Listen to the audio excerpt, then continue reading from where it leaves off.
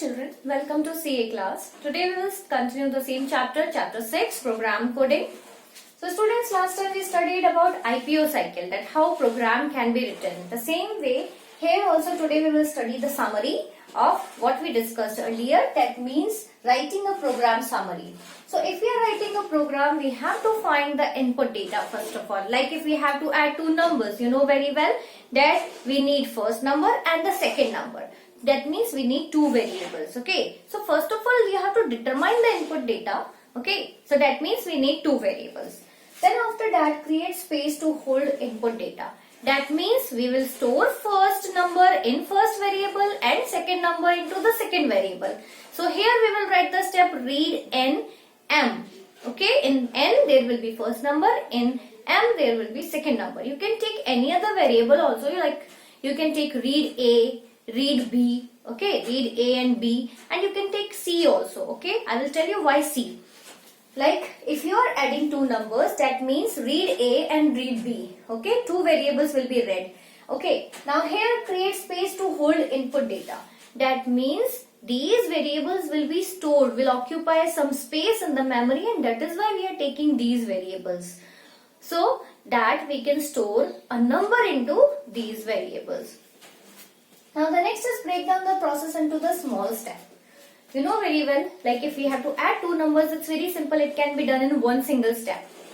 But if there is a complex program, there can be so many processes in between, and so we need to break down those processes into small steps. So then after that we have to determine the space required for any intermediate calculation. Okay, this I'll explain you with a simple example of addition of two numbers. If we are adding two numbers, like A is the first number, B is second number. In A we have stored 3, in B we have stored 7. Okay, now we can directly add these two numbers and we can write.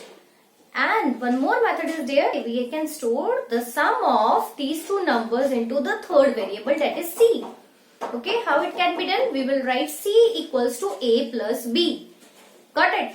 That means C will be 3 plus 7 and now C will be 10. That is why we have taken third variable to store the answer. Obviously, if we have taken third variable, that means we need space in the memory to store that third variable, to store the answer. Arrange steps in proper order. Once we have written all the steps, we have to arrange those steps in the proper order. Okay, if you are not arranging it properly, we will not get the desired result. Okay, if your answer is wrong, then you can understand either your steps are wrong or maybe you have not taken input data properly. So final result must match the desired output. In the last, what we will see, that whatever answer we are getting, it should be according to the result that we want. It should be according to the output that we wanted. Okay. Now students, as we have discussed earlier about a game, the same process, the process that we studied just now, we will apply the process into that game. Okay. Like how we can write algorithm for the game or how we can write the program of the game. Okay. You will be able to think about the situation. So students, if there is a game between red team and the blue team, then what data we want? How we can find out the winner?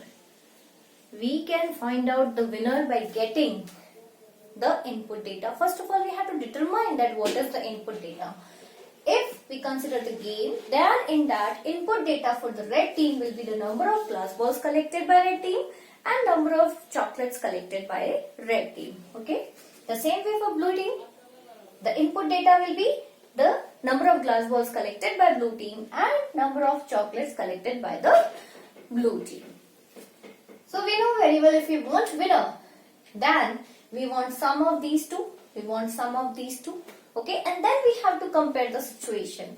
Okay, so here we have simply find out the type of the input data that we want. Okay, to get the winner. Now students, the second step of the process. Okay, if you are writing a program, then what will be the second process? The second process, okay, once we have determined that what we want, what input data we want, we need the space to hold the data. Like while playing the game, for red team we need a red jar to hold glass balls and a red jar to hold chocolates. Got it? For red team we need two jars. So same way here In the program also we need two variables for red team. Okay, one variable will hold the glass ball data, okay, number of glass balls, and second variable will hold number of chocolates collected by red team. For blue team also the same we have to do. We need a blue jar to hold the blue glass balls, okay, the blue team glass balls, and the blue jar to hold the blue team chocolates. So the same way for blue team also we need two variables. Got it? So how many variables we need? We need 4 variables. Okay. For this we can write RG in short. Okay. Or you can simply write red glass balls. Okay. Or red chocolates here. Or you can simply write RC. Okay. If I'll write the program, I'll write in short RG and RC. Here BG and BC. Got it? So, or you can write red glass balls, red chocolate variable name, okay, blue glass balls and blue chocolate variable name. Here there are jars which will hold these things, okay, glass balls and the chocolate. The same way in our program also we need variables, so that variable can hold the number of glass balls and chocolates collected by both the teams. What was the third step for the process? The third step for the process was break down the process into simple steps. Okay, this is the main process of playing the game. So we have to break down into small steps, and then we have to determine the space that we need for intermediate calculation. Okay, now the calculations will be done. So we need the space for intermediate calculations also. So here first of all students, to start the game we have to start the stopwatch. It will run for 30 seconds and then we have to stop it. So in between what will be done? See, the blue team will add the glass ball to the blue glass ball jars. Both the team were having two jars. The blue team will put glass balls into the blue glass ball jar. Then it will add chocolates. That means we'll put the chocolate into blue chocolate bar. Then after that red team players will add the glass ball to the red glass jars. And then red team will add the chocolate to red chocolate jar. So here we got the input. The stopwatch will stop after 30 seconds. Then we have to find out the blue total. What will be the blue total? The number of glass balls in blue jar. The number of chocolates in blue jar. Got it? We will find the sum and we will store in blue total. Now the next is red total. What will be the red total? The number of glass balls collected by red team plus number of chocolates collected by red team. Okay, we got two values. Now how we can get the winner?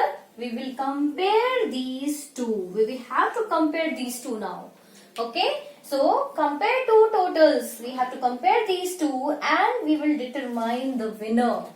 By comparing, like if blue total is greater than red total, then type blue team is the winner. And if blue total is less than red total, then red team will be the winner. Got it? Now the fourth step of this process. After comparing both the total, we will get the winner. We will arrange the steps in proper order. We have to check that all the steps of the game are in proper order, in a correct order.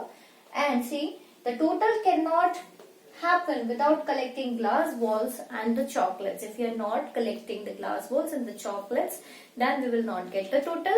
And so the final result, that means the step G, in which we compare two total between the red team and the blue team, it will give us the winner and which will be the final result of the program. Students, I hope you understood the process of the game.